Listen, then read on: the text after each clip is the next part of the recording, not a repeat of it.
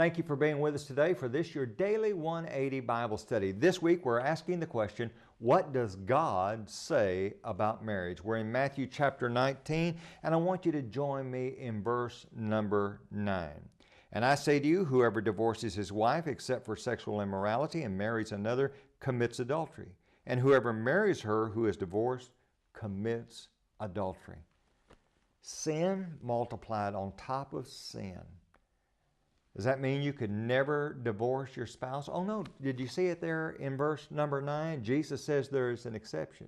If your spouse has been sexually unfaithful, if your spouse has committed fornication, then you have the right to put them away.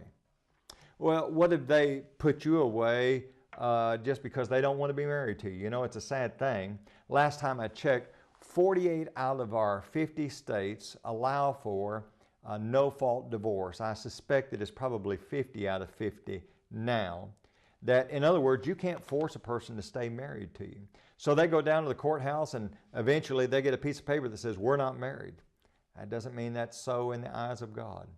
And I know people that haven't wanted a divorce. And they say, no, in the eyes of God, we're still married and I'll take you back if you'll get right. And that person then goes out and fornicates.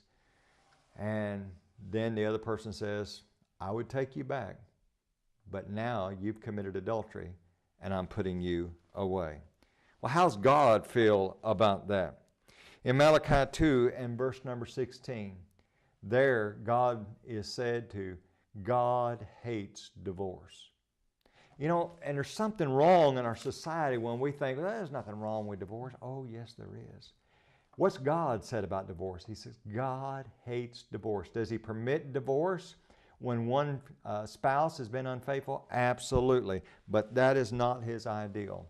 And when you do that, then you're committing adultery. You divorce your wife because you don't like the way she cooks anymore? Well, you're committing adultery. If you go out and get married again or you start fooling around, you're committing adultery. Now listen to this. In Hebrews chapter 13 and verse 4, listen to what the Hebrews writer had to say. Marriage is honorable among all, and the bed undefiled.